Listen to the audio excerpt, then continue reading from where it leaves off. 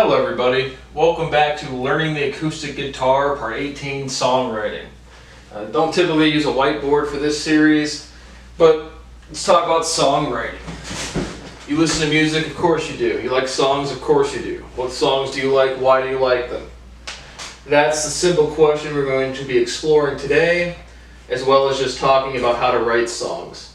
Again, if you've not looked at my YouTube channel at all of my cover songs are not, I don't put a lot of musical thoughts into them at all. My compositions or my meditations that I'll practice throughout the week, get a couple melodies, get a couple scales, get some general ideas, and then improvise within them.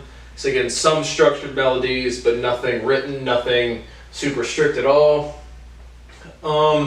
We've talked about, again, developing melody from metronome practice.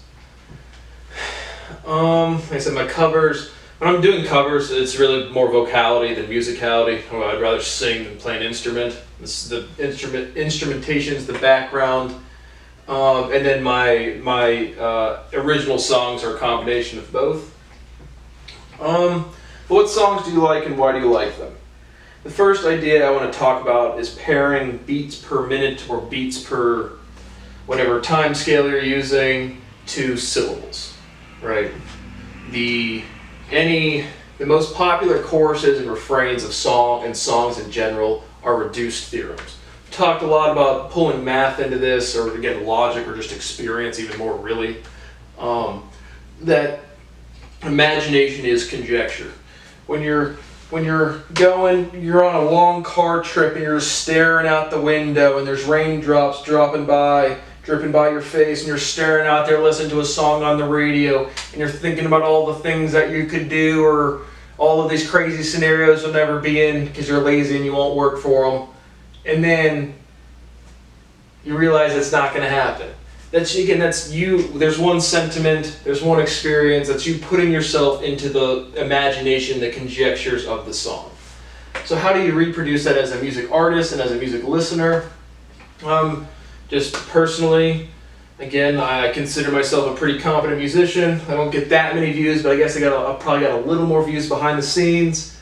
But as a music listener, if you got a catchy, like I don't notice keys. I couldn't tell you which key is what. I can sing to any pitch, to any key without thinking about it, without knowing about it. But as a music listener, if it's just something enjoyable, again, I don't go to clubs, never really went to bars much, but just something to make me think, or just something to make in the background that's just catchy or enjoyable, those are the songs I like. Listen to all types of genres, blah, blah, blah.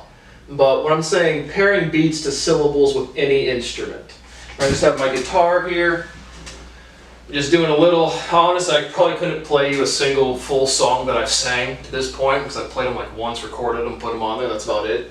But each time you play a note, just taking the first three major notes, starting on the 5th fret. Each time you play a note, sing a syllable. There's a rumor going round and round and round about me and you. There's a rumor going round about me and you. That's just, again, I don't think that was the same key, but I covered Rumor by Lee Brice, and that's really what you want to focus on if you're covering a song, if you're writing your own song. The way to have a preservable melody, a memorable melody, a song that people are going to sing more than once, is to, again, not try to have the coolest lyrics, the craziest lyrics. Just use detail and simple meter.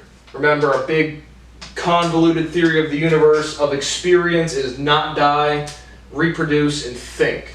So, like, not die, those are all the songs, your tweener songs, your I'm So Lonely. Again, I'm a big fan of metalcore. I don't know what you want to call it, metalcore, clean vocals, hard breakdowns, different languages, male, female vocality. But your angsty lyrics, that's responding to the not die axiom. Most of your big popular songs fall under the reproduce. They talk about sex, flex, and money in a not crude way. Again, listen to any of my songs. This is really where I try to hit hit the sweet spot. And just talk about sex in a not crude way, talk about being successful in a not super bodacious way, and talk about money without being in a super braggart way, and then use detail and simple meter. That's literally all I do when I go to write a song. It's nothing about, again, super intense lyrics, being the most mind-blowing philosopher. And because I have down here covers versus composition versus elitism, I've talked about, again, covering for me is just more vocality, composition is my meditations, but elitism in terms of just listening to music, right? You always have people, that's not real music, bro. I know the real songs. I can listen to Baby Shark on repeat, no problem. But the thinking aspect is like the big topics and deep lyrics. But if you ever stray away from just using simple meter and detailed lyrics, again, pairing your syllables to your beats, that's what everyone responds to. No one cares about your musical, like your theory progression, your notes or your chords. Again, as a listener, I can't really discern chords. As a player, I can, which is kind of interesting. But again, I said I don't write music. I can't read sheet music. Again, give me 2 days, I'm sure I can. Give me 1 day, I'm sure I can. But again, I said a quote is a reduction of logic and audience response to relatability and simplicity. Again, from an audience standpoint, people just want to have a good time when they're out at the bar or at the library or wherever they're talking with people. They don't give a shit about the song or your lyrics. They just want a pleasant rhythm, a pleasant tone, a key. And so the real popular songs are just talking about normal experience. And then again, as always, as we've talked about in the previous lectures, actually have good technical capacity. You could basically sing fucking anything. If you have good technical capacity, people are going to listen to it. So that's what I wanted to say for songwriting. Do I want to say anything else? Probably not. But again, like I said, this is for any instrument. And if you want to see the songs that I've written, again, like I said, I have no favorites. I couldn't probably sing a single one again. I can sing the choruses or get most of the song, but entirely lyric for lyric, absolutely not. Sorry, the editing might be a little different, or it might just be a little choppy because I just said I was done with the episode. Just thought of something else I wanted to say about covering. Right, composition. You literally start with pairing your beats with the syllables, but covers are literally the opposite. Right? If you ever watched a cover band or a cover artist, you're like, how did they come up with these songs, or how did they listen to them?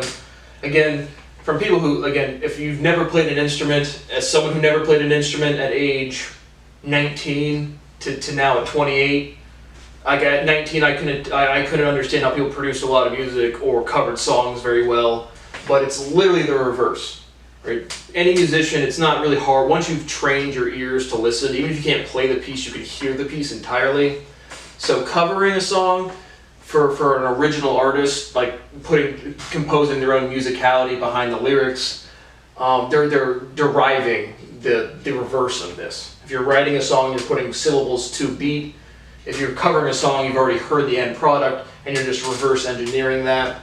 So that's really how people get to a covering to a good level, as you just train your ears. And if most of the population, right, if you play one instrument, it's very easy to understand other instruments. If you don't play any instruments, it's kind of, again, wow factor, but it just isn't.